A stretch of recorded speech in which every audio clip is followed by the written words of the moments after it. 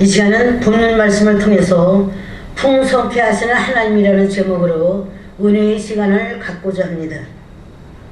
본문 말씀은 예수님께서 기도하시는 모습을 본 제자들 중에 하나가 요한이 자기 제자들에게 기도를 가르쳐 준 것과 같이 우리에게도 가르쳐 달라고 합니다. 그러한 간청을 할 수 있었던 것은 기도하시는 예수님의 모습을 본 그들에게 자극제가 되어 불붙게 했기 때문입니다. 그들에게 예수님께서는 먼저 주기도문을 가르쳐 주셨습니다. 당시 유대인들은 어릴 때부터 기도 생활을 했는데 내용은 대체적으로 하나님께 대한 찬송과 성령이었습니다. 그러므로 여기서 기도를 가르쳐 달라고 하는 것은 찬양 외에 실제 생활에 대한 간구로 어떻게 기도해야 할 것인가에 대해 가르쳐 달라는 것입니다. 그것을 아신 예수님께서는 이에 대해 제자들에게 심화 과정으로 본문을 예로 들어 말씀하신 것입니다. 대나무 중에 최고는 모죽이라고 합니다. 모죽은 씨를 뿌린 후에 5년 동안 아무리 물을 주고 가꾸어도 싹이 나지 않는다고 합니다. 그런데 5년이 지나면 죽순이 나오는데 하루에 70-80cm씩 자라기 시작해서 30m까지 자란다고 합니다.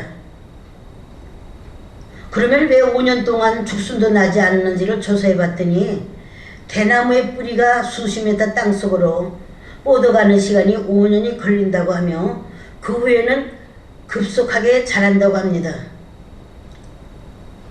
미래가 불투명한 어려운 현실을 살아가는 우리 성도들의 삶 속에 때때로 거센 풍랑을 만나기도 합니다. 그럴 때면 성도들은 마음을 비우고 금식과 철회를 하며 부르짖어 도우심을 강청합니다. 기도를 들으신 하나님께서는 더디하지 않으시고 응답하셔서 하나님과의 뒤틀린 관계를 회복시켜 주시고 어그러진 인생길을 되돌려 주시기도 하십니다. 그러나 하나님께서는 신실한 믿음의 사람을 만드시기 위해 절규의 기도를 들으셨음에도 묵묵히 침묵하시며 하나님께서 계획하신 그때까지 유보하시기도 하신다는 것입니다. 다니엘서 10장 12절을 보면 다니엘은 말세의 비밀을 깨닫기 위해 21일간은 금식한 사건이 있습니다. 그런데 응답은 첫날 받았는데 21일 만에 받아 누렸다고 합니다. 받는 것과 누리는 때는 다르므로 기도에는 기다리는 인내가 절실히 필요합니다. 히브리서 11장 6절을 보면 기도는 하나님과의 신령한 교제이므로 반드시 하나님이 계신 것과 상 주시는 것을 믿어야 한다고 하셨습니다. 그러므로 고난 중에서도 하나님께서는 나에게 나타내실 큰 뜻이 숨어 있다는 사실을 깨닫고 고난을 고난으로 여기지 말고 인내하며 때를 기다릴 줄 아는 성숙한 그리스도인이 되시기 바랍니다. 먼저 우리 성도들이 구하는 것을 얻으려면 절규의 기도로 매달려야 합니다. 본문 5절에서 8절 말씀을 보면 밤중에 벗이 찾아와 여행 중에 돌아와 먹을 것이 없으니 떡 3덩이를 내게 빌리라고 한다면 비록 보탬을 인해서는 일어나 주지 아니할지라도 강청함으로 인하여 일어나 그 소용대로 주리라. 예수님께서는 이 짧은 이야기 속에 수많은 뜻이 함축되어 있기에 이 비유를 들어 기도의 중요성을 표현해 주셨던 것입니다. 팔레스틴 사람들의 집은 너무 작고 방바닥은 억새풀로 엮고 깔아놓았다고 합니다. 대개 방은 하나뿐이어서 낮에는 거실로 밤에는 침실로 쓴다고 합니다. 아마 밤중에 찾아간 친구의 집은 온 가족이 한 방에서 잠을 자는 것을 보면 그리 넉넉하지 못한 것 같습니다.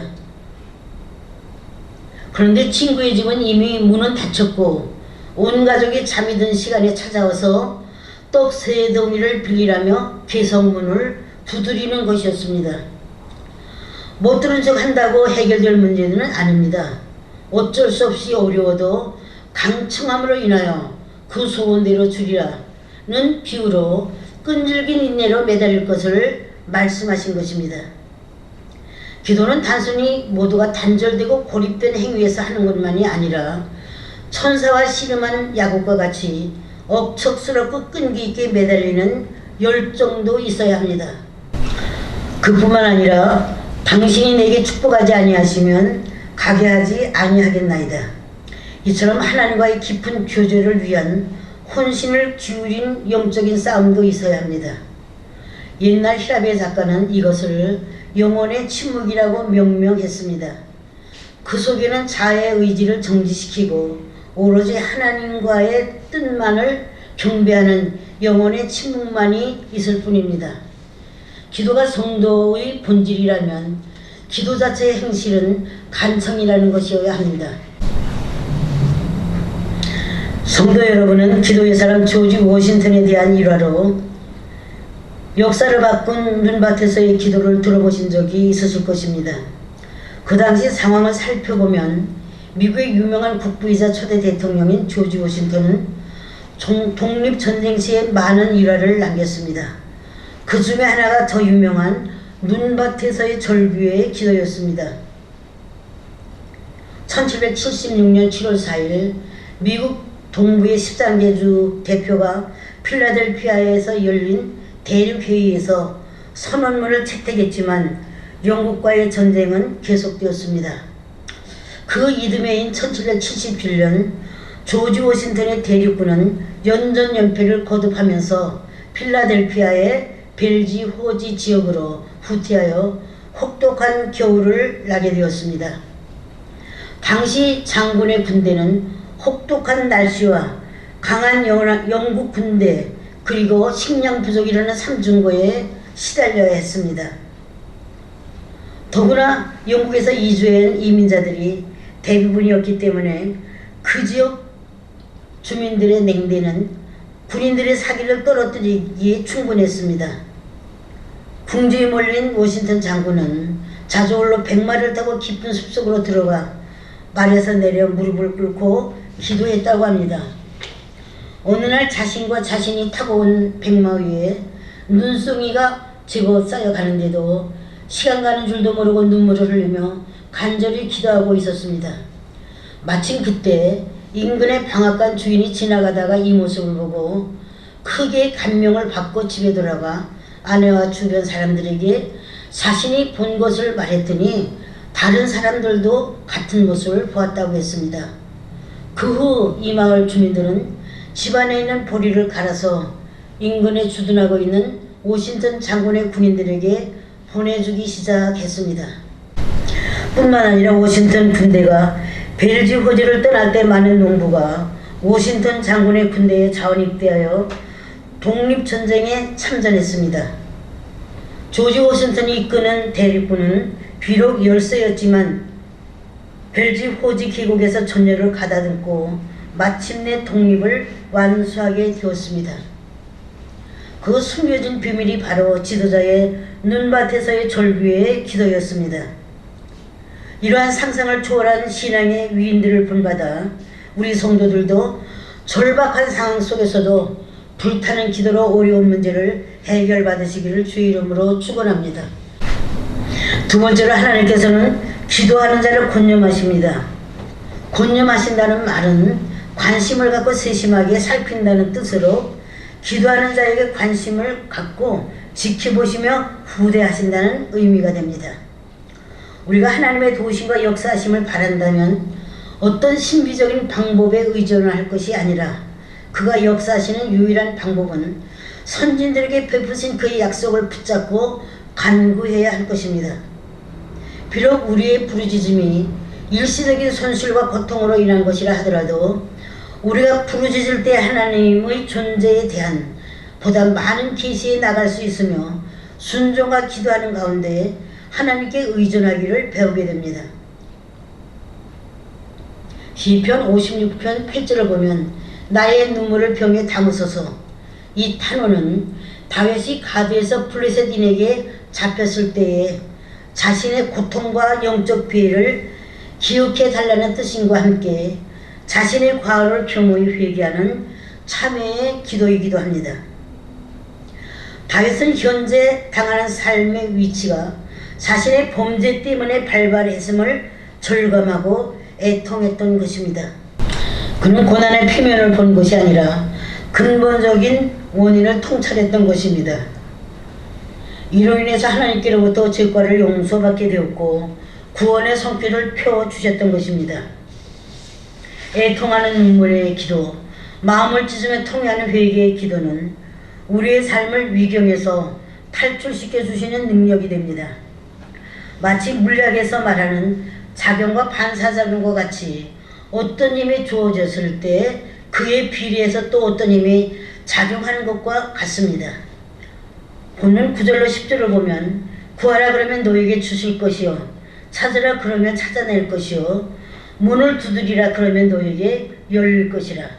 이 말씀은 우리의 첫 관점이어야 할 이 신앙의 훈련에 있어서 그리스도께서는 동일한 요점과 동일한 표현을 써서 강조한 것이며 기도의 점진적인 영적 차원을 의미한 것이기도 합니다. 또한 우리에게 분명한 교훈을 통해 확신시키시려는 의도를 담고 계신 것입니다. 11절 12절을 보면은 아비된 자라서 아들이 생선을 달라고 하면 뱀을 줄 자가 없고 알을 달라고 하면 전거를 줄 자가 없다고 하셨습니다. 이처럼 인간의 부모도 자녀에게 절망과 아픔을 주고 싶어하지 않는 것이 인지상정이 아니겠습니까? 우리를 사랑하셔서 외아들을 십자가에 돌아가시기까지 하신 하나님 아버지의 사랑을 무엇과 비교할 수 있겠습니까? 그러므로 어떤 어려움이 닥쳐도 뒤로 물러서거나 좌절도 하지 마시기를 바랍니다. 그런데 문제는 절실하게 구하지 못하는 데 있는 것입니다. 끝으로 문제를 해결받으려면 성령의 도우심을 구해야 합니다. 주님께서는 성도들이 구하는 소원의 절정이 바로 애원의 고백과 끈질긴 인내로 성령의 도우심을 받을 때 얻게 됨을 강조하시는 것입니다. 13절을 보면 악한 자라도 자식에게 좋은 것을 줄 줄 알거든 하물며 너희 천부께서 구하는 자에게 성령을 주시지 않겠느냐. 하나님께서는 선물을 구하는 당신의 자녀들에게 주시겠다는 것입니다. 마태복음에서는 성령을 좋은 것으로 표현했습니다. 이는 인간이 하나님께로부터 받은 은총 가운데 최고의 선물이 성령이기 때문에 그렇습니다. 이사야 65장 24절을 보면 그들이 말을 마치기 전에 내가 들을 것이요 그들이 부르기 전에 내가 응답하시겠다고 하셨습니다. 인간적 아버지의 마음에서 천부 하나님 아버지의 마음으로 이끄는 길을 제시하신 것입니다. 주님께서는 비유로 너무도 적절하고 사실적이어서 우리가 실제적인 추론을 낮은 데서부터 높은 데까지 이끌어낼 수 있음을 보여줍니다. 20세기 첼로의 거장이며 작곡가인 파블로 카잘스는 1876년 스페인에서 태어났으며 1971년 유엔 평화상을 받았습니다. 그는 더 늦기 전 90회 생신의 연주회를 갖게 되었습니다. 관절염과 호흡곤란으로 손은 부어 있었고 손가락은 서로 엉겨 있는 것 같았습니다. 저런 손으로 어떻게 음악을 연주할 수 있을까 생각이 들 정도였습니다. 그는 고통스러운 발걸음으로 간신히 걸어 피아노 앞에 앉더니 두 손을 모아 성령 하나님의 능력을 앙망하며 간절한 기도를 드리는 것이었습니다. 그리고 이사야 40장 31절 말씀 오직 여호와를 앙망하는 자는 새 힘을 얻으리니 독수리가 날개치며 올라감 같을 것이요 다른 박질 하여도 곤배치 아니하겠고 걸어가도 피곤치 아니하리로다. 이렇게 기도가 끝나자 성령 하나님께서는 기적을 일으켜 주셨습니다. 손가락이 마치 태양빛에 터지는 꽃봉오리처럼 펴지더니 자유자재로 건반을 만지는 것이었습니다. 꾸부정했던 허리는 반듯하게 펴지고 숨소리도 변해졌습니다. 카잘스는 바의 음악을 연주했고 이어서 브람스 공을 연주하는 그는 생기와 영광과 활력으로 가득 차 있었습니다. 곡을 다 마친 그는 바르게 일어나 꼿꼿이 걸어갈 수 있었고 키도 더 커진 것 같았습니다. 간신히 침대에서 나와 고통스럽게 옷을 입던 노인과는 전혀 다른 사람이 되었던 것입니다. 우리도 그 성령의 역사를 인식하고 그 성령의 역사에 순종하는 삶을 살 때 승리할 수 있고 하나님의 도우심과 인도하심을 받을 수 있을 것입니다. 기독교의 특징 중 하나는 종교성만 강조하는 것이 아니라 종교성과 신앙이 일치해야 합니다. 보베라는 신학자는 성령과 성경의 관계에 대해 언급하면서 그리스도와 우리를 동시대인으로 연결시켜 주는 것은 성령의 유일한 사역이라고 말하고 있습니다. 그러므로 모든 성도들은 성령 충만을 사모하되 말씀에 의해 사모해야 합니다. 성도에게 있어서 성령이 얼마나 중요하기에 예수께서 승천하시기도 전에 부활하시자마자 성령을 받으라고 말씀하셨겠습니까?